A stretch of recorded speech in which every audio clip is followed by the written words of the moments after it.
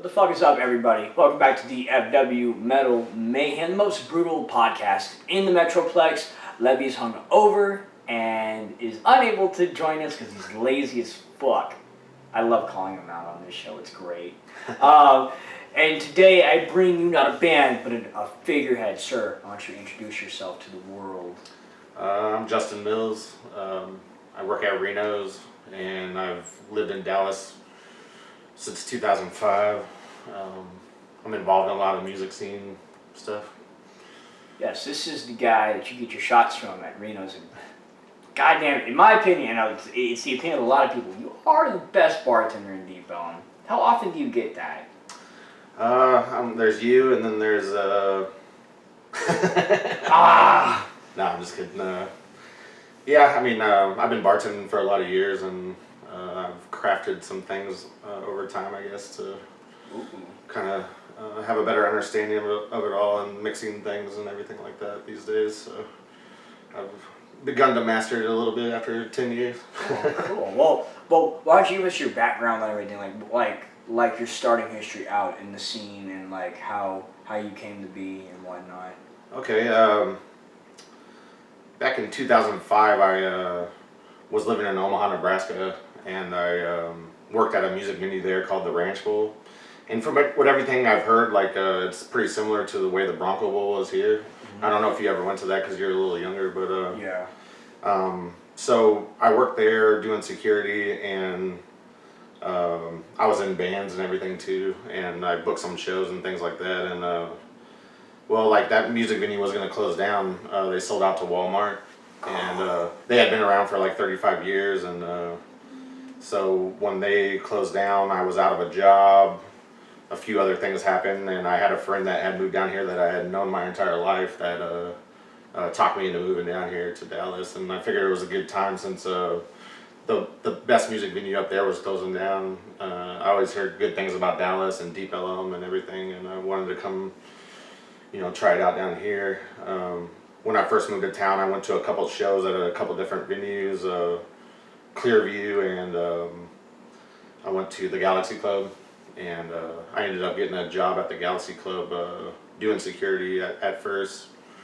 I met a lot of people that way, got to know a lot of bands in town, and eventually became the manager over at Galaxy Club, and also bartended there, and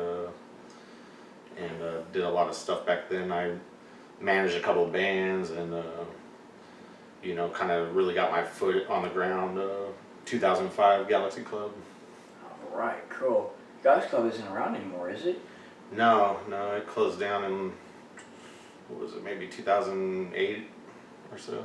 Okay, yeah. So then I don't remember at all then. Yeah. Because it sounded familiar, but 2008 I was still like a fucking minor, like 13, 14. So like I was going to school.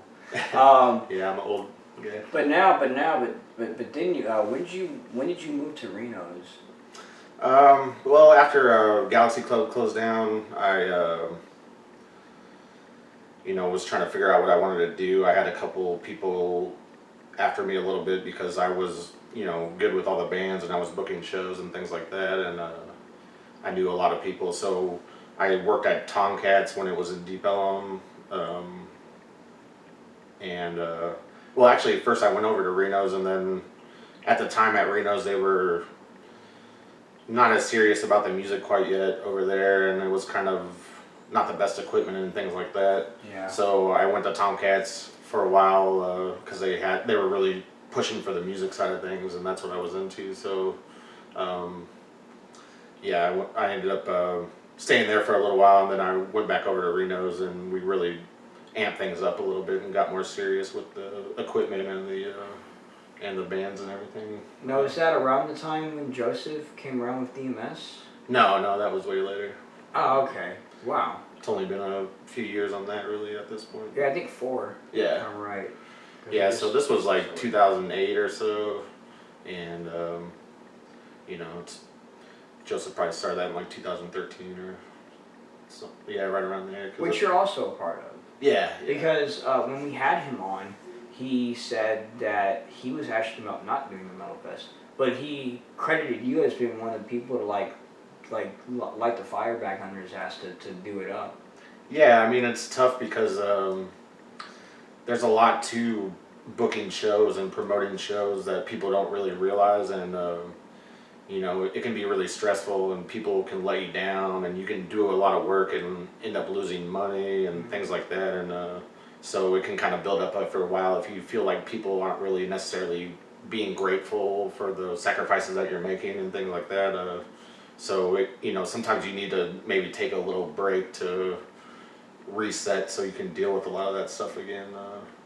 So when he was kind of talking about not wanting to do that anymore, I told him I would help him out and you know, help organize and book the bands and things like that, so that we can work together on it and still make it happen. And I feel like that was last year was probably, you know, one of the better ones, if not the best one yet. Oh God, it was amazing. That was like the Metal Fest was. It was like either my third or my fourth show like ever in like the local scene. Oh yeah. Like yeah, cause they took me out to that one with like Wormchasm, a couple other bands I don't remember, but it was like early 2016, and then I went to the Electric Vengeance Exploder show. Yeah. I think that was like in like May or something. I believe Tequila's Discotheque either happened before or after. I don't quite remember, but I remember the Melfest being like where I first got my inspiration. Well, not where I first got it, but like where I got reignited to try to start the band that I tried to start in high school.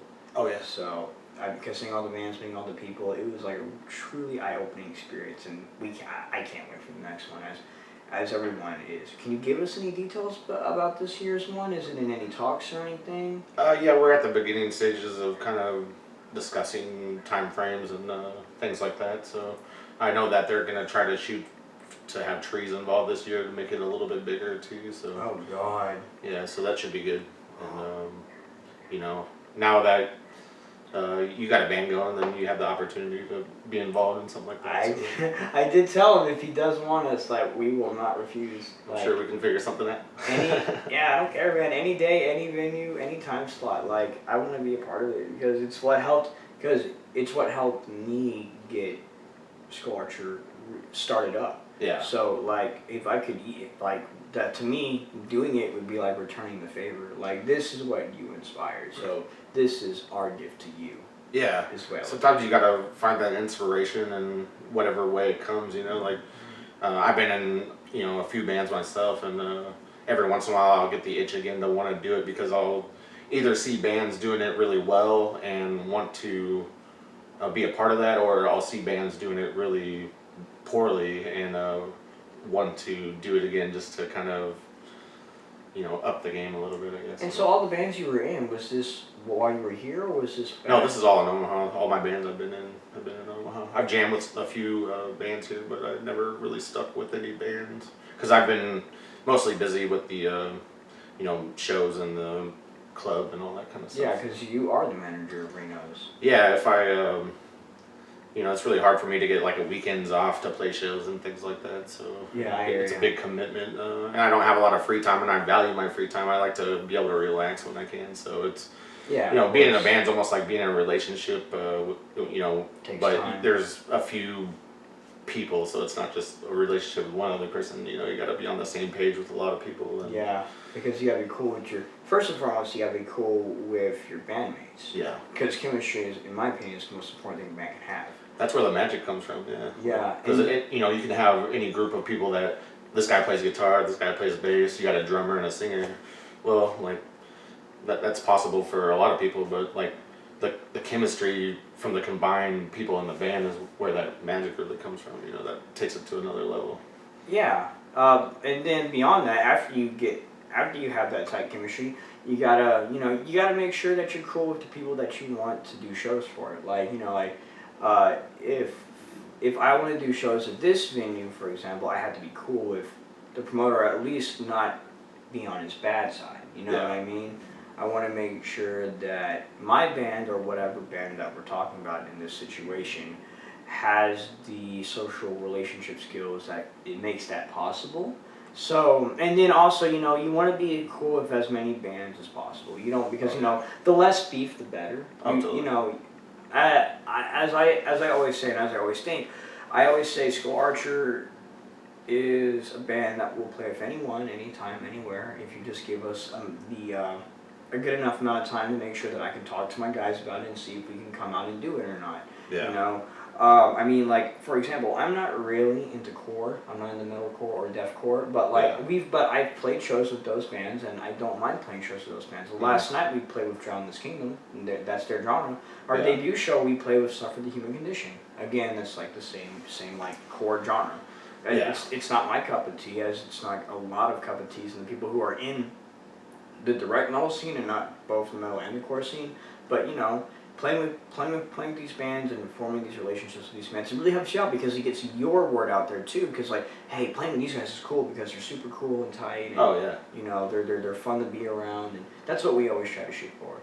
Yeah, it's good to kind of play with bands that might even take you out of your comfort zone a little bit, or that you're not necessarily exactly like, because then you can play in front of some different people that might enjoy what you do. You know. So, you know, it's always good to have the best relationships with people as possible, too, especially out-of-town bands, like doing show trades and, you know, letting each other maybe stay at your house while you're in town and things like that. Yeah, see, I had a feeling that we would, because you know, with Farger, I have a feeling that we will probably cross paths with some of the bands that come around. I know, I forgot how to say it, but I know they're going to be playing with Chemicost and Sadomitius and a couple other bands, I think like Annihilator. Not the Canadian band, not the Canadian one, the American one. Yeah. Because I know Ernie was posting about it a lot recently. From Chemicost. By the way, but if you're watching this, great set last night. Awesome one. Chemicost is my favorite thrash band in DFW. Oh God, dude, it's so hard for me to pick. I try not to pick too much. But I have a bias for Electric Pigeons though, because they were my first. They were my first when I was like 16. Yeah. So like, I was like a little like high school kid just going to find an excuse to not study for my SATs. And they were playing at Ballad Bands in Grand Prairie, like at like an open farmer's market. And I'm like, oh my God, so good. I love their Wild Stallions cover. Oh my God, yes. Makes me want to party. It's so good. But, I mean, I forgot where I was showing off from. But I've always wanted to make sure that, because you know, if I start beef with other people, or if beef comes on to me, even if my other bandmates are involved in it, it still reflects poorly on them, and that's the last thing I want. Is for them to be like looked down upon for the inactions of like me, or like, you know, all it takes is one shitty member to kind of give a negative outlook on a band in general. Oh, definitely, yeah. They can ruin a lot of stuff. They can ruin all the good things that you've already done. Yeah. Sometimes you got to keep an eye on that, make sure that that's not happening. I know another band that comes around quite often, or I mean more often than other touring bands. Like I know Final Drive comes more than like probably say the others do. Yeah, they're a hardworking band. They're always on tour. Yeah, and I think they describe themselves like groove southern thrash. So you know, just off that label, we would probably be put on shows with them because you know we're also like one of the wild thrash metal bands. Yeah, they have a show coming up May 22nd. It's a Monday night at Reno's. Oh really? Wow, Monday night. Woo, that's gonna be tough one to make. But hey, make it, because Final Drive they're really tight. Like you can tell that they've been together a long time and that they read off each other. Yeah. Whether or not you actually like the music they produce, you will appreciate the hard work they put into their stuff. For sure. I totally agree with that. And they have some catchy songs. They're heavy enough to be interesting to me, but they have more of a mass appeal than a lot of bands because they have somewhat catchy songwriting. Yeah, and I mean that's kind of the way, like, cause I guess you'd say one of the reasons why like a band like Power Trip got so big so quickly was because their style of thrash is also like very catchy. It's crossover, but at the same time it like hits hard enough. I mean, and it even attracts some of the core scene because you see some of the... Oh yeah, they've always been part of that. You see some of like the Karate Kids in there, like doing their thing. Like I'm not a fan of that, not this, but like they attract a lot of people in a way. Like their uniqueness, I think, is what got them. to the level that they're right now, because they're one of the fastest rising bands in America right now. They're always playing on Sirius XM. It's crazy. Yeah, I've noticed they got pretty big. They were playing some shows with Lamb of God and things like that. And it's always cool to see someone from here doing that. And about the core stuff, like, I'm a little bit different than a lot of the metal heads, I guess, that, you know, we tend to be around a lot. Because at a certain point in my life, hardcore probably saved my life. And music in general did, but hardcore itself, it was a little different back then. You know, Yeah. It's not the same as it is right now. But like the New York style type stuff. a little bit of that, you know, like kind of the turn of the century metalcore stuff. You know, from '97 to 2003 or something. Oh yeah. You know, that's where bands like Darkest Hour and Unearth and Converge and I actually like Unearth. yeah, They're not Unearth. bad. Yeah, They're not bad at all. those bands are all a little bit metal, you know, so it was enough of metal to kind of keep me interested, because I've always been into metal before that. You know, I was listening to a lot of metal, and then I got into the hardcore scene, and it was a good scene that, you know, full of like camaraderie, where everybody kind of knew each other, and some of the shows, like the energy levels were so great because everybody was on the same page, and Yeah. you know, it was kind of just that release of aggression that you needed as a younger person to stay out of trouble and stuff, you know, because, you know, I had gone through a lot of trauma in life, like a lot of people do, and it kind of was the perfect outlet for me at the time, kind of a positive outlet, you know, instead of a lot of the negative stuff. You know, if I was listening to nothing but death metal at the time, I might have taken a different path in life. No, yeah, I hear you. So I appreciate hardcore. I'm not, you know, as into it anymore. I did, you know, hardcore pit back in the day, as much as I ever did regular metal pitting as well. But, so I'm kind of versed in both sides of things when it comes to that stuff. It's always good to be that way too. Yeah. It's always good to keep an open mind about things, because, you know, elitism is the thing that can kill straight quick. Yeah, there was a little bit of that elitism in the hardcore scene, and there is in all the little scenes, you know, sometimes like the grindcore scene, or, you know, different, the more like, you know,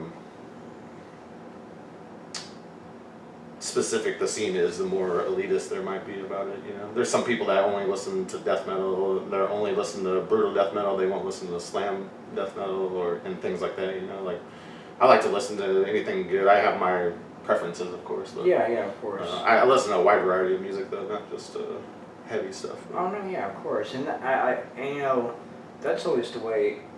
I think that's the best way that you can get an understanding of music in general. Yeah. Is, you know, because if you keep yourself closed off to like only these sects, then you're only be perceiving like whatever lessons or whatever values or whatever like points that like this sect is making. Oh yeah. And yeah.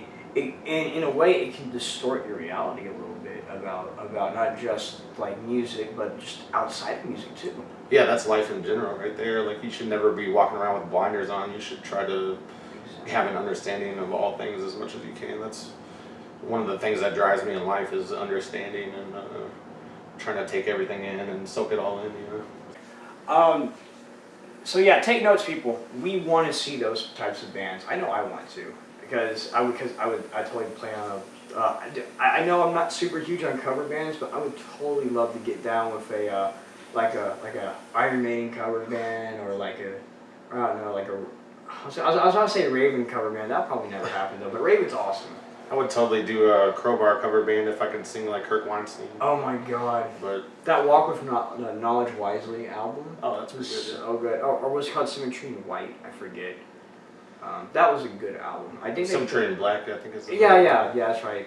Oh yeah, Symmetry in White is the name of the song, though. Yeah, that's right. But so you're also as well as helping out Joseph DMS and being a manager at Reno, you also have your own promotion. Yeah, Sword and Shield Entertainment. I was the founder of that, and that's with Steven from Wormchasm and Jason from Sparrows and Judas Goat. And we kind of got together to do, you know, mostly extreme metal stuff, thrash to black metal and death metal, mostly. Yeah, I remember going to a couple of shows that they put on. Because don't y'all also go hand in hand with the Canine Benefit show? Kind of. I mean, we work together with those guys.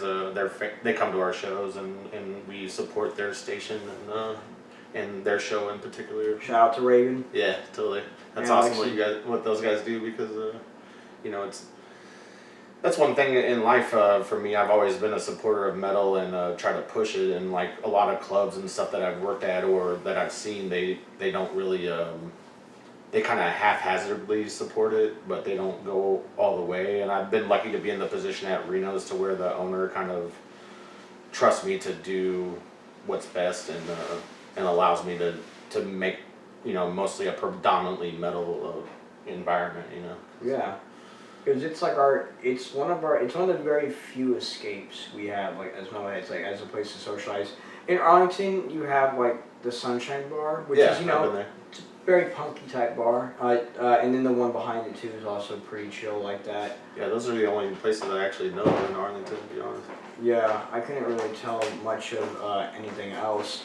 So we need more of it. Like I would love to have something in Grand Prairie, but I don't. But like Grand Prairie, it just seems like a place that doesn't really give a shit about like the music scene. Like the closest we have is Diamond Jim's over there. Yeah. And that's like Arlington Grand Prairie border. Like that's the closest we get, and that's kind of why like our first two shows have been there. Like my debut home. But I know there was some decent clubs in Arlington before my time, but yeah, I've always thought there should be a good place to go to in Arlington because it's pretty centralized in between Fort Worth and Dallas, of course. And yeah, there does seem to be like more mid cities love. Like Euless doesn't really do anything. Like Irving, I think is starting to have something. I think one place, I think it's like a metal like a music museum where like they have like a place for music, and I think the Great Hanging was gonna play there with a couple other bands. Oh yeah. And I think that got canceled, unfortunately. Oh, okay. But, I mean, like, I don't know, it's just kind of weird when Denton kind of supports Dallas bands better than mid-cities. Well, they're a college town, so they have younger people that are creative, so. Yeah, we went to Andy's bar, Nathan and I, and great place. It's on the smaller side, like, I mean, the stage is kind of up high, and you could definitely say it's probably about the size, if not just a tiny bit smaller than the Reno stage, but like Reno's has more standing room, just like to give you an idea. Okay. Which is pretty wild. Yeah. So it can be a little bit so it can get easily claustered up, especially when there's a pit bull. You really either have to like be way the fuck back or like way the fuck up to like stay out of the pit area. Oh yeah. Yeah, I appreciate some smaller rooms, to be honest, because the energy of the whole thing transfers over better in a smaller environment. So the bigger it gets, like the more far off you are from feeling that energy. Like when we've had some of our more packed shows at Reno's of some more well-known touring extreme metal bands, like I love it. It's like the best part about doing it all because you feel that energy from the stage all the way throughout the crowd. Like if you were to see the same show at a bigger place that held 500 to 1,000 people, well then it's all kind of spread out and like I think some of the best experiences I've ever had at shows were ones where I was a little bit uncomfortable, where I was maybe sweating and maybe standing too close to somebody, and you really remember those things. And like Goat Whore, because I remember Goat Whore's at Reno's. Yeah. I heard that was absolutely insane. Yeah, I booked them maybe like 2008 or 9. It might have been a little later, and it was really good back then too. And they've only gained popularity since then. So they're really fast on the rise. Yeah. And they're going to be playing the Fort Worth Metal Fest too. That's going to be cool. Yeah, they're a hard-working band. They're always on tour. Yeah. What I also wanted to go into was, you've probably seen it all, like working around, in the bar area at Get the Galaxy. Have you ever had like situations like come out of hand that you thought were gonna escalate to like very dangerous levels? Does that happen often? I don't think it happens any more than it does anywhere in that kind of environment where people, might be drinking or whatever. But of course, we could do a whole nother podcast about different things that have happened, little incidences here and there over the, I don't know, what is it, 15 years I've been doing this stuff now, so. Makes you wonder how some people can handle alcohol and some people can't. Yeah, some people just shouldn't probably leave the house, to be honest.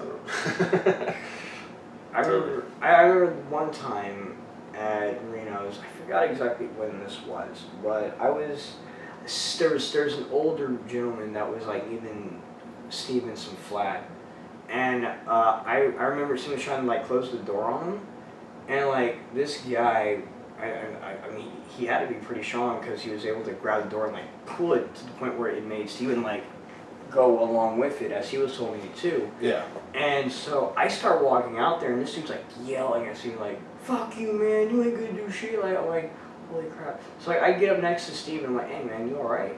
Like, what's up with this dude, like saying stuff like that. Because I was a little drunk, but like, I still knew where I was. And yeah. like, I had all my senses about me. I knew who I was talking to. Mm-hmm.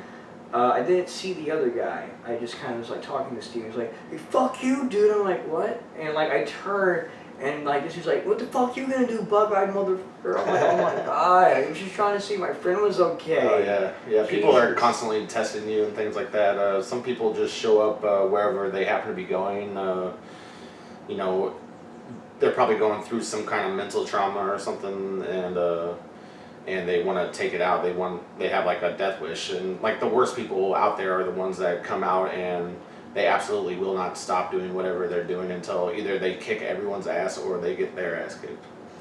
Yeah. Which it usually ends up being the second one because you can only fight so many people. But the world's a crazy place though. Like I was just talking to somebody yesterday about that movie Falling Down with Michael Douglas. Yeah. I don't know if you ever seen that, but society can really stress you out sometimes, and you got to be able to maintain a balance so you don't end up being one of those people that are maybe trying to escape by drinking, and they're in the wrong state of mind when they do it. You don't want to go into a night of drinking with something stressing you out really hard. You might come out badly. Yeah, I actually remember it was the Prophecy show. It was Prophecy's first show at Whitson. I was bouncing between Whitson and Reno's. Oh, okay. And normally it takes a lot for me to get really like mad to the point where like, I want to fight somebody. Yeah, I don't think I've ever seen you mad before. No, exactly, because for one, I'm trained and I don't want to have to use it. Yeah. Like I've been kickboxing for a very long time. I've done MMA. I'm a second degree in Taekwondo. It's not nothing to brag about because anyone can do it if you fucking put the time into it.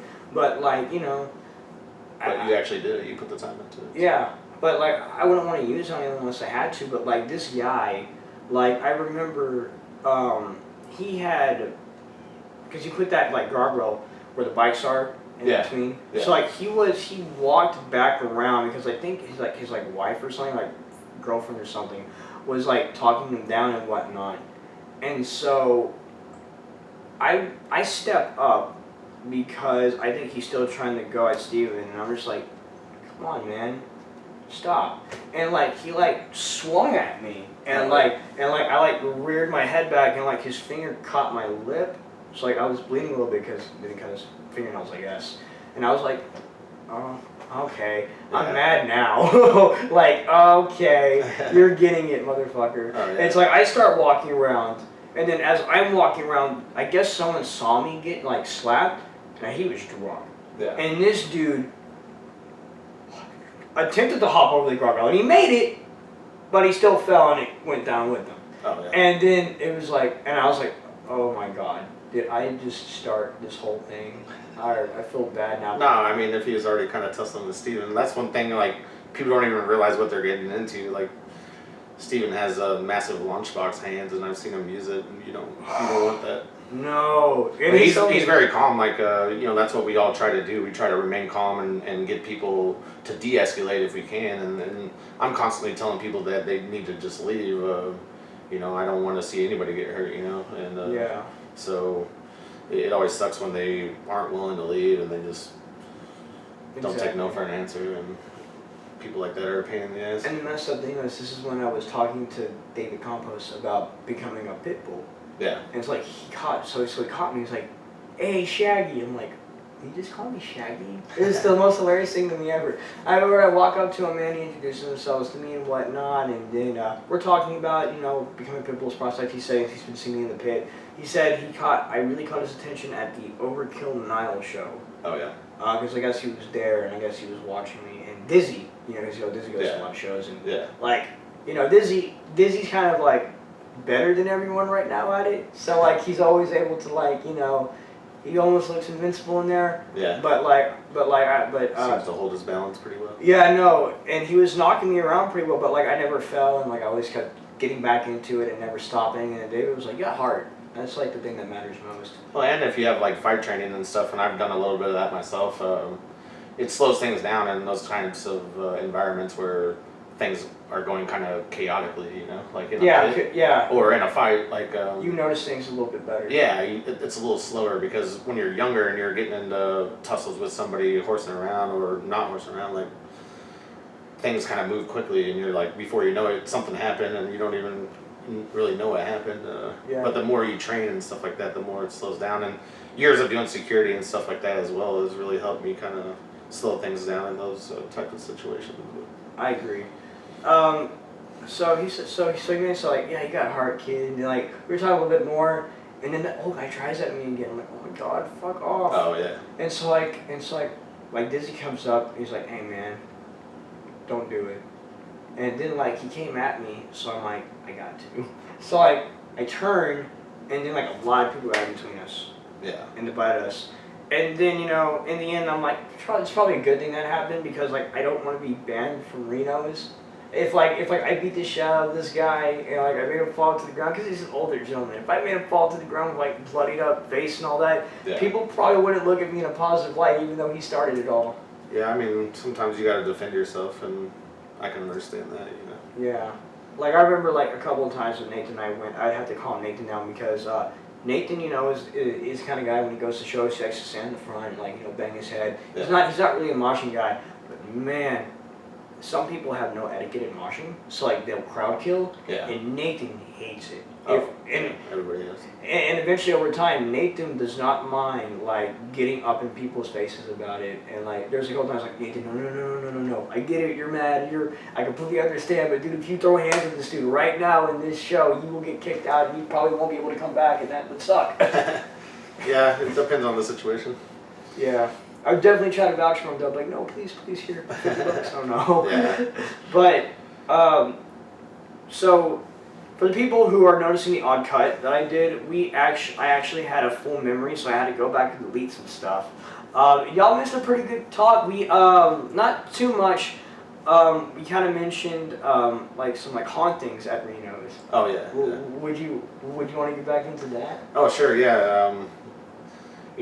Over the years, there's been a lot of people that have worked there that, late at night they'll be there by themselves or whatever and hear things or see things. And we actually had some ghost hunter type people come in and told us about a couple spirits we had there, and they kind of did a little thing to release them or whatever. So, you can always pick up on that energy a little bit.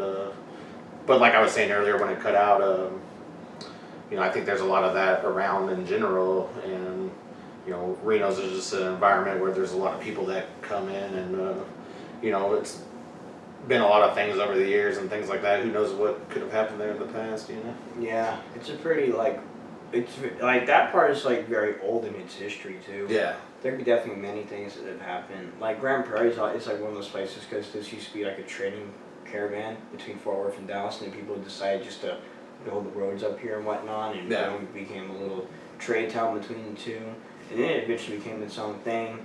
I know we've had a lot of I think when we had first started, we had a lot of sickness. So like this neighborhood is in the 50s. Yeah. These houses were built to accommodate the baby boom. I believe this house was 1952. A lot of people lived in this house before me. Yeah. Last people who lived in it rented this house from the owner who wanted us to run across the street directly over there. And before them, we had an older couple here, and I think both of them passed away in this house. Oh yeah. I've never noticed anything. I'm not one of those kinds of people that try to notice it either. I come home from work and I'm just like, I'm gonna go sleep and eat a bunch of fucking food. But yeah. I don't know. You're not thinking about it, yeah. My grandma is my neighbor over there, and she's told me that she's heard some things in her house, and she's been living there like all of her married life. So like my father was raised in that house. And over there and whatnot. But I've always found the supernatural interesting, but I'm a skeptic about everything, so I've always questioned it. Mm-hmm. Like I know like these EDMs and like all these like devices they use for like these big like shows and whatnot that you can find on like the Discovery Channel. Yeah. Is it legit? Are these devices legit? How can you test these devices and whatnot? I think those shows are probably a bad representation of reality, or I would think so too, because you're just trying to set up. Yeah, because you're just trying to make the wow factor for the views. Because that's what it's always the same too. Like they did you hear that? And then they cut to commercial and they come back and like it wasn't anything. Yeah, or like something falls like and it's like commercial break like fucking like and then like they cut to the commercials like you and your loved one could be diagnosed with mesothelioma. It's just the Addiction Network. Yeah. I remember I forgot there was like this one. I remember there was always this one. I forgot what it was called. I remember it was on the Discovery Channel when I was a kid, and like most of the commercials break would cut out when you would hear like get out, and it's like oh my god that's so fucking stereotypical. Get out, like okay. Yeah. You hear that in movies all the fucking time. Yeah, I mean, I believe in the energy out there. It's hard to tell. When I was a young kid, I visited my dad in Colorado one summer, and to this day I swear I saw some sort of apparition at the end of my bed one night, and it freaked me out to no end, and I carry that with me to this day. So I had I don't know what it was or if it was real or not, but I know what I saw at the time. I had one incident that I think was interesting when I was a kid. When I lived with my parents over here on Bottom Street, going this way, it was like 107. It was like the hottest day on record in that year, and I had to be like 5 or 6 or 7 or 8. Yeah. And there was a house across the street from us that was abandoned. It was gone to shit, absolutely gone to shit, and the windows were all busted up in it. The door was like the house was a little bit rickety, and like you could tell it aged pretty badly. The door was kind of messed up too. Yeah. I mean, it was like 107, and like it was just so fucking hot. And me and my friends were playing, so like, man, it's so hot. Let's just go in that house over there. Like no one lives there. Yeah. Like we went in, we opened up the door, and like it was so fucking cold. It made no fucking sense. Oh yeah. And we walked in the house, and like it's like all fucking hardwood, and so like every fucking step is like, it's like oh shit. Yeah, that's cool. Yeah, it's like I had no idea it was so cool. Like I would get it if like the windows were closed and the door was securely closed because then because that can be explained like a lot more rationally. Yeah. But like when all the windows are busted and the door is like hanging halfway, it's like there's no way it should be this fucking cold in the house. Yeah. And eventually my friend went to go try to turn on the sink, and I guess it was like fucking like held shut like one of the handles. So he fucking like tried to like do it, like it broke off, and then like someone said they heard like a really low like guttural, and he like fucking panicked and just started booking it, and like me, I didn't hear it, but like I remember hearing like a bumping type sound, and I'm like yeah. And we all got in trouble. I think there was like a cop out there like, you kids can't be in that house. Who called the cops? Oh yeah, the mysteries of being young. It was a good time. Yeah, can't get those back. Now you got 2 adult. Yeah. So, why don't you promote the next couple of shows at Reno's, or the like upcoming ones, if you will, big ones that you're interested in or whatnot?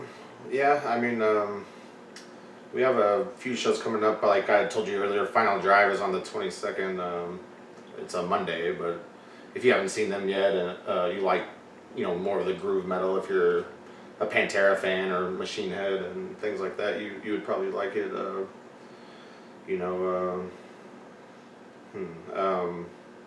this next Friday we have Eric from the Destro's new band, Cast the Crown. Oh shit. And they're playing with the Deep and Crimson Veil. So that should be pretty cool. What else we got?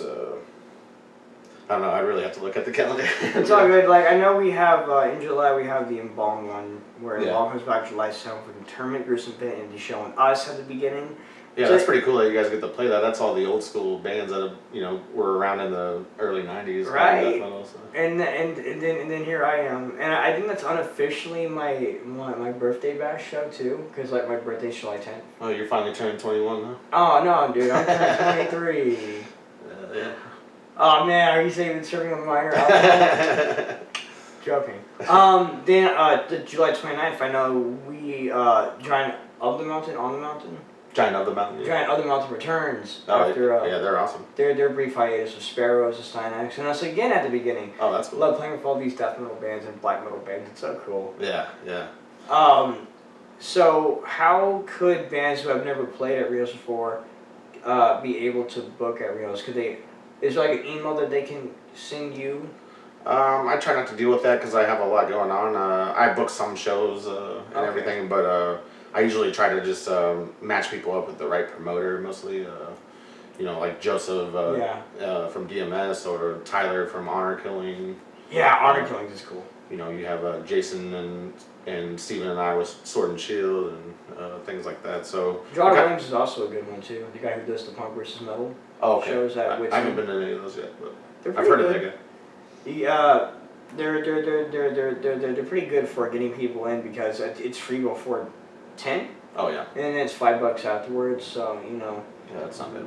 Yeah, really fun. So get out to Reno's, get yourself a drink from this man because you will not fucking regret it. They're super cheap. Tip him as well because he fucking deserves it. He does a lot for us in the scene. Justin, thank you so much for coming on. All right, man. I appreciate it, man. This has been DFW Metal Mayhem, the most brutal podcast in the Metroplex. Stay tuned soon for the next announcement for the next band and or figurehead.